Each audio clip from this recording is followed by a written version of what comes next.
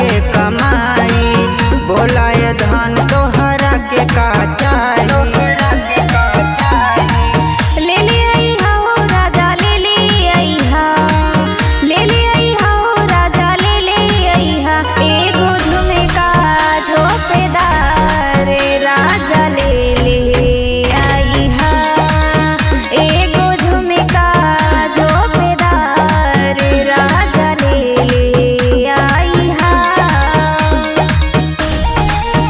एगो झुमका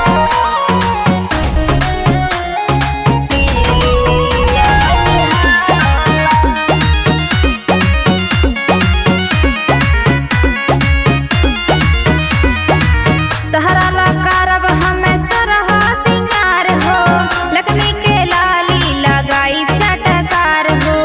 पहनी के साड़ी हम लाले कलर के, ए राजा करब तोहर इंतजार हो, ए राजा करब तोहर इंतजार हो। साचो में हम होता खुश बनी धन